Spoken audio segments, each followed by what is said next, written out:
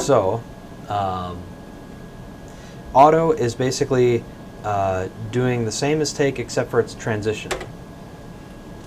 So your transitions are set up by a couple of different things. There's a dial here that can select between different transitions, noise, static.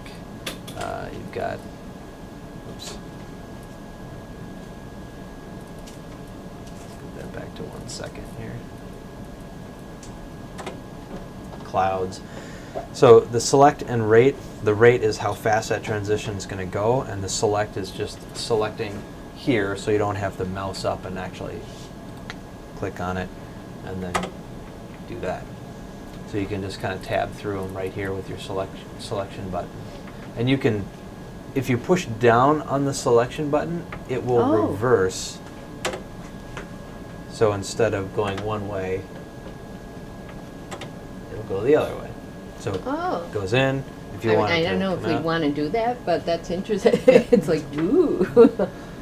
So pushing down the select button, you'll see an R pop up by the rate, and that just means that whatever the effect is, if it's a right to left wipe, it now becomes a left to right wipe. Yeah. And if you push straight down on the rate, they're just preset rates: 15 seconds, 2 seconds, 1 second. And that appears in that little box. Right here. There. Yep. Yeah. Okay. And all of that can also be controlled with the mouse click. Does the rate thing also turn? Absolutely. Yep. Oh, so that's like more tiny differences, and that's Right. bigger differences. Yep. Okay.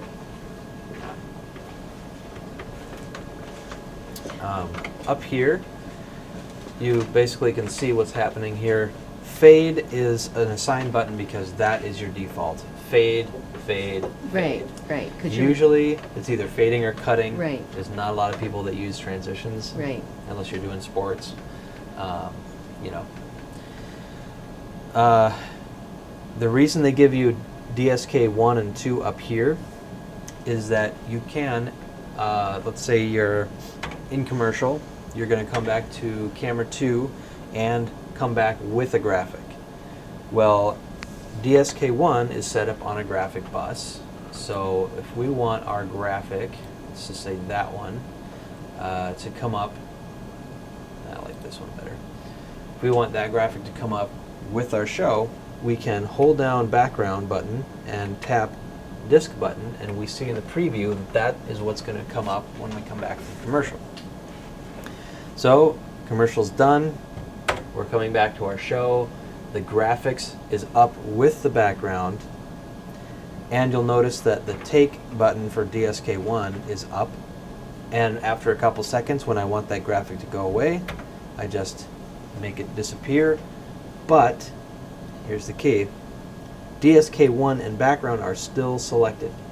So if I go to camera 3, you'll notice my graphic.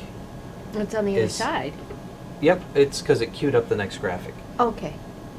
My graphic is still overlaying on top of preview. I have to release that by pressing background. It'll stay once I switch the source and then switch back. DSK 1 and 2 will stay assigned, so you have to release it by pushing background. Same thing with like we talked about, the History Channel show kind of bug thing. There's two ways you can do it. If you are in commercial and you want to come back to camera 2 and you want to have that, let's see, okay, the frame buffer takes precedence, so there. If we wanted to come back, now that's not a good example, I want the bug, not that, so there we go.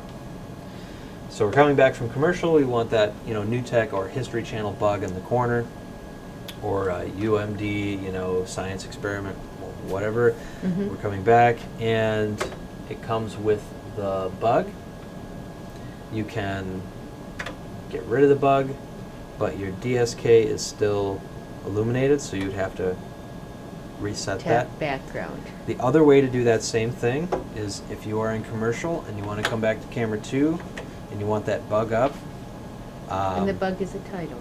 The bug is a special title. It's a logo or a watermark or something like news channels all have their bug Yeah. on them. I just usually didn't know the throughout. word. Yeah, Yeah. that's the bug kind of lives in the corner, and it can be there for the entirety of a show or a couple minutes of every coming back from commercial kind of thing.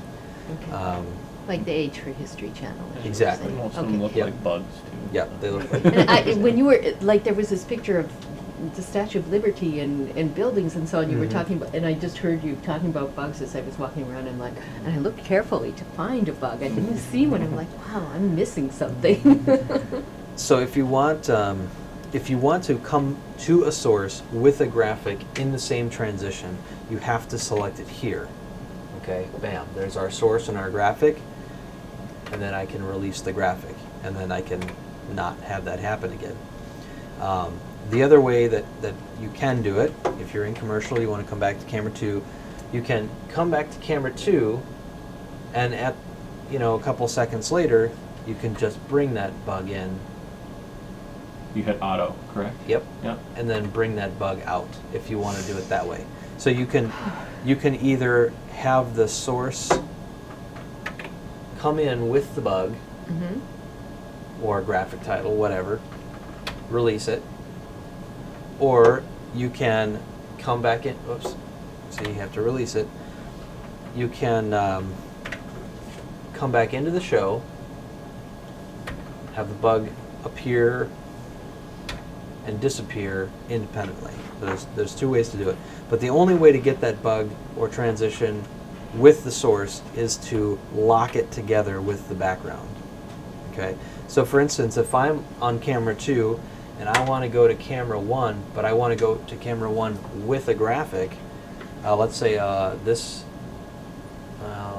see, this title here,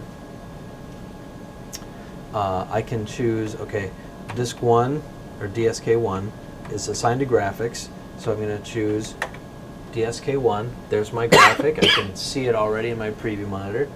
I'm going to come to that camera with the graphic. Then I can release the graphic. But if I go back to camera 2, you can see that another graphic is already loaded, and if I don't want that, I just have to release it.